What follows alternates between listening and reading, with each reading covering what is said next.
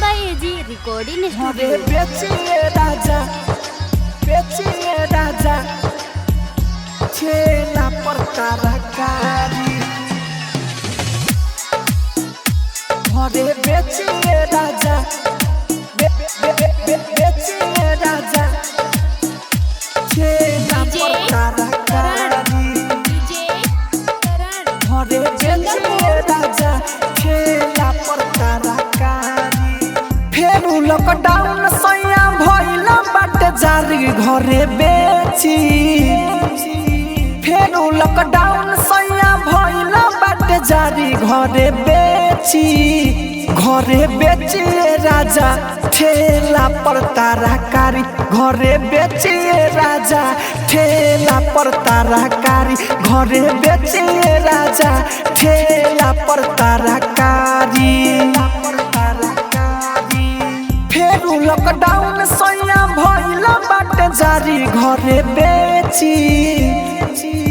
फेरू लॉकडाउन सैया भइल बाटे जारी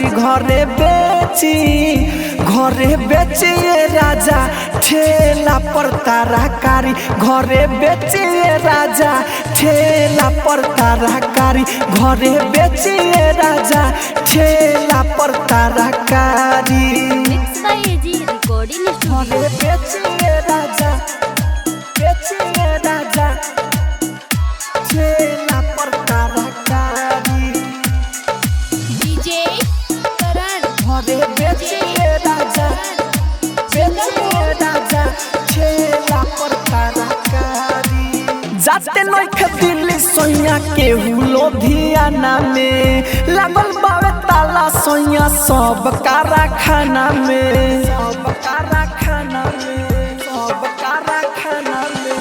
जाते नइखे दिल्ली सोइया के लुधियाना में लागल बावे ताला पिया सब कारखाना में हमरा के मारी चाहे दीही कोनो गाड़ी घरे बेची हमरा के मारी चाहे दी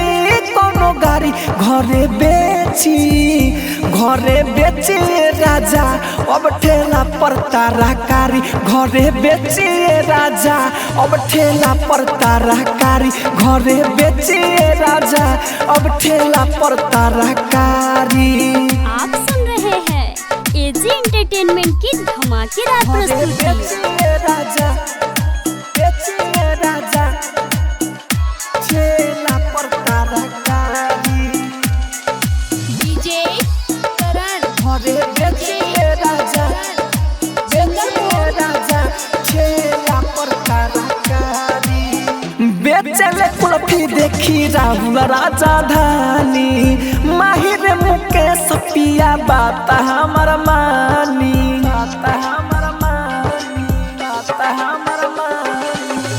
बेचले कुल्फी देखी राहुल राजा धानी माहिर मुकेश मुना बात हमर मानी देखी ना के तनाई बढ़ता बेमारी घरे बेची देखी ना के तनाई बढ़ता बेमारी घरे बेचिए राजा अब ठेला पर तरकारी घरे बेचिए राजा अब ठेला पर तरकारी घरे बेचिए राजा अब ठेला पर तरकारी फेरू लॉकडाउन सैया भइल बाटे जारी घरे बेची फेरू लॉकडाउन सैया भइल बाटे जारी घरे बेचिए राजा ठेला पर तरकारी घरे बेचिए राजा ठेला पर तरकारी घरे बेचिए राजा ठेला पर तरकारी फेरू लॉकडाउन सैया भइल बाटे जारी घरे बेची फेरू लॉकडाउन सैया भइल बाटे जारी घरे बेचिए राजा ठेला पर तरकारी घरे बेचिए राजा ठेला पर तरकारी घरे बेचिए राजा ठेला पर तरकारी। एजी रिकॉर्डिंग स्टूडियो रोशनपुर सपहा।